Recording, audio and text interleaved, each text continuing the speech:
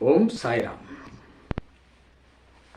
సాయి సచ్చరిత్ర యందు 23వ అధ్యాయం ఒకసారి గమనిస్తే గురుభక్తి గురించి చెప్పబడింది. అందులో సాయిబాబా గారు ఒకసారి కాకాసాహెబ్ దీక్షిత్ని పిలిచి మేకని నరకమని ఆజ్ఞ వేస్తారు. కాకాసాహెబ్ దీక్షిత్ బ్రాహ్మణుడు, కానీ బాబా ఆజ్ఞ ప్రకారము మేకను నరుకుటకు సిద్ధమై అతని చేతిలో ఉన్న కత్తిని పైకెత్తి దాన్ని చంపబోతుండగా బాబా వెంటనే ఆగు, నువ్వు బ్రాహ్మణుడివై ఉండి మేకని నరుకుతావా అని ప్రశ్నిస్తారట. కాకాసాహెబ్ దీక్షిత్ అప్పుడు గొప్ప మాట అంటారు, బాబా మీ యొక్క అమృతతుల్యమైనటువంటి మాటలు మాకు అదే చట్టం, మేము వేరేది ఏది ఎరగము అని అంటారు. అంటే కాకాసాహెబ్ దీక్షిత్ మరి అనన్య శరణాగతితో భక్తితో బాబాని అంతగా ఆరాధిస్తున్నటువంటి గొప్ప భక్తుడు. మరి చట్టం అంటే ఏమిటి? కాకాసాహెబ్ దీక్షిత్ అన్నారు కదా, అమృతతుల్యమైనటువంటి మాటలే మాకు చట్టం అన్నారు. చట్టం అంటే సహజంగా ఏది చేయాలో ఏది చేయకూడదో అని నిర్దేశించబడి ఉంటుంది, అది చట్టం.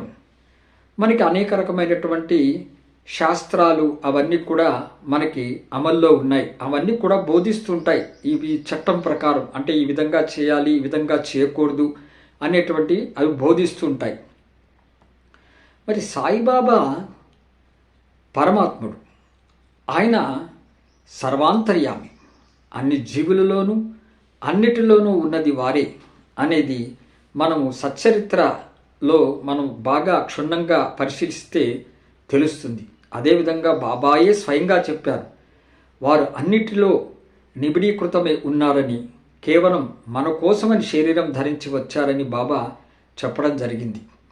మరి అలాంటి బాబా సకల జీవులలో, అలాగే కనిపించే కొండల్లో, చెట్లల్లో, మ్రానులలో, నీటిలో, అన్నిటిలో ఉన్నటువంటి ఆ బాబా మరి చట్టంలో కూడా వారే కదా ఉన్నది అనేది మనం గ్రహించాలి. ఎందుకంటే పరమాత్మ అయినటువంటి ఆ సాయి ఒక శాస్త్రాన్ని ఇచ్చారు అంటే మరి వాటిలో బాబా మన కోసమని ఆ శాస్త్రం ప్రకారము మనము నడిచి తీరాలని, ఏది మంచిదో ఏది చెడో తెలుసుకొని మన యొక్క యోగక్షేమాలను గుర్తుపెట్టుకొని బాబా మన కోసమని నిర్దేశించినటువంటిది ఆ శాస్త్రం అనేది గ్రహించాలి. మరి ఉదాహరణ కనుక మనము అనేకమైనటువంటి శాస్త్రాల్లో జ్యోతిష శాస్త్రం తీసుకుందాం. జ్యోతిష శాస్త్రం అంటే ఏంటంటే ఒక జీవి యొక్క జరిగినది, జరుగుతున్నది, జరగబోతున్నది కూడా చెప్పబడేది ఆ శాస్త్రం.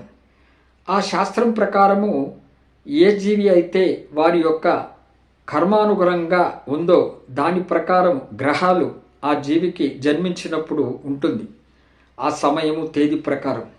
మరి ఆ గ్రహాల ప్రకారము జీవి యొక్క మరి వారి యొక్క జీవితం ఎలా ఉంటుంది అని చెప్పబడేదే జ్యోతిష శాస్త్రం. దాని ప్రకారము జ్యోతిష శాస్త్రము నేర్చుకున్నటువంటి వాళ్ళు చూసి చెప్పడం జరుగుతుంది. కానీ నిజానికి ఆ శాస్త్రంలో మరి జీవి యొక్క కర్మానుగుణంగా ఏ గ్రహాలు ఎక్కడెక్కడ ఉండాలి అనేటువంటిది ఆ పరమాత్మ సాయే వాటిని పెట్టి శాస్త్ర రూపంలో మనకి అందించడం జరిగింది. మరి దాని ప్రకారము, శాస్త్రం ప్రకారము, జ్యోతిష శాస్త్రం ప్రకారము ఆ విధంగా జరిగి తీరుతుంది. ఎందుకంటే పరమాత్మ సాయే మరి ఆ శాస్త్రాన్ని ప్రసాదించారు. అనేక శాస్త్రాల్లో ఈ జ్యోతిష శాస్త్రం కూడా ఒకటి. ఆ విధంగా జరుగుతుంది. మరి దీని ప్రకారం మనం కనుక చూస్తే మరి శాస్త్రంలో విధించబడినటువంటి మన కర్మని మనం అనుభవించాల్సిందే కదా, అనుభవించాల్సిందే, అది కర్మసూత్రం, కర్మ ప్రకారం అనుభవించాల్సిందే. మరి తప్పించుకోవటానికి మార్గము లేదా అంటే ఉంది, ఖచ్చితంగా ఉంది అనేటువంటి విషయం కూడా గ్రహించాలి. ఎలాగంటే సాయి సచ్చరిత్రలోనే మనకి కనబడుతుంది.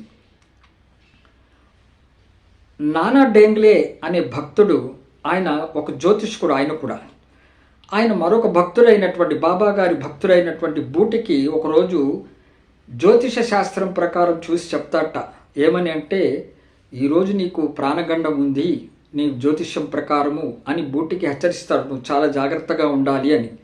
మరి బూటి భయపడిపోతాడు. ప్రాణగండం అంటే మరి ఎవరికైనా భయమే కదండి. భయపడిపోయి బాబా దగ్గర పరిగెత్తుకు వెళ్ళి అనన్య శరణాగతి పొందుతాడు. బాబా మీద ఉన్నటువంటి భక్తితో బాబా పాదాలను పట్టుకుని వేడుతాడు.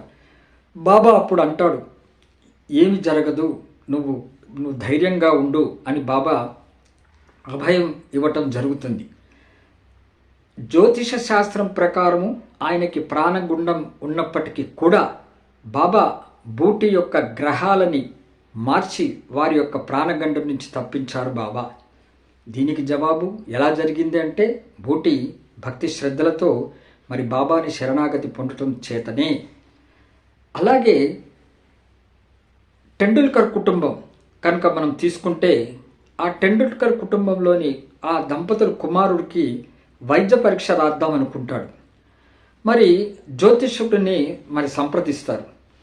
సంప్రదించినప్పుడు ఆ దంపతులకి జ్యోతిష్కుడు చూసి ఆ కుమారు యొక్క జాతకం అవి చూసి శాస్త్రం ప్రకారము ఈ సంవత్సరము అతని కనుక వైద్య పరీక్ష రాస్తే ఉత్తీర్ణుడు అవ్వడు, కాబట్టి వచ్చే సంవత్సరము అతని గ్రహాలు బాగుండట చేత వైద్య పరీక్షని వచ్చే సంవత్సరం రాయమని జ్యోతిష్కుడు చెప్పడం జరుగుతుంది.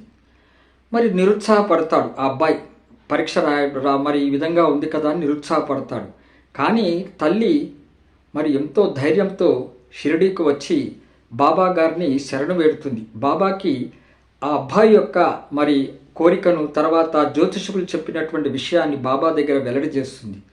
బాబా అది విని ఏం చెప్తారంటే, నా మీద నమ్మకం పెట్టుకుని ఆ అబ్బాయిని ఈ సంవత్సరమే వైద్య పరీక్ష రాయమని చెప్పమంటారు బాబా గారు.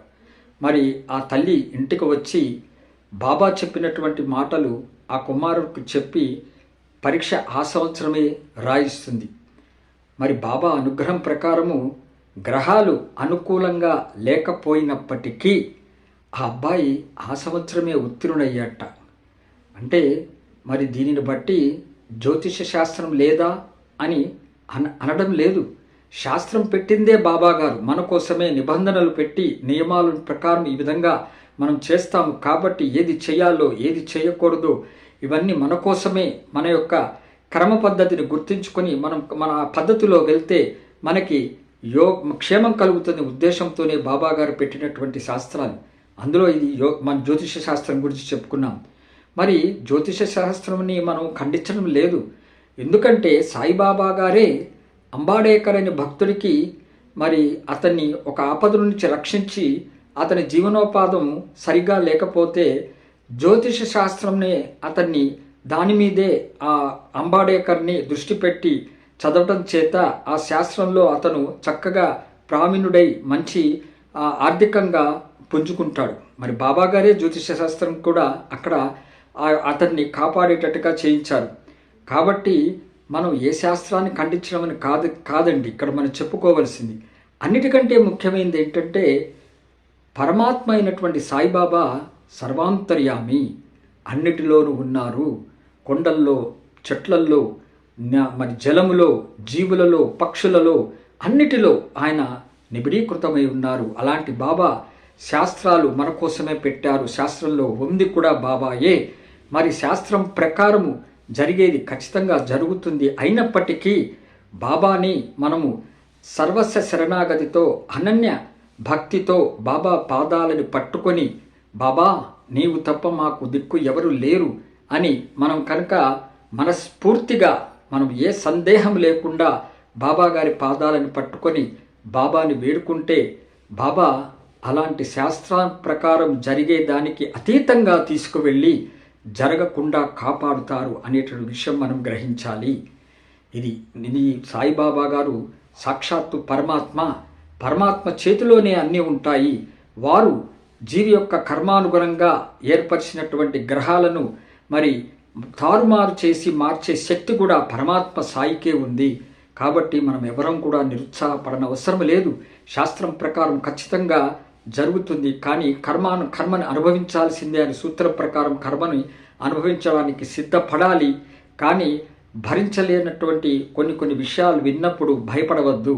మన సద్గురు సాయిని మనము అనన్య శరణాగతితో వేడుకుంటే బాబా మనకి ఆ శాస్త్రాన్ని సృష్టించినటువంటి బాబాయే మరి ఆ శాస్త్రానికి అతీతంగా తీసుకుని వెళ్ళి తారుమారు చేసి మనల్ని నది ఒడ్డున పాడేయగలరు అనేటువంటి విషయం మనందరం కూడా గ్రహించాలి.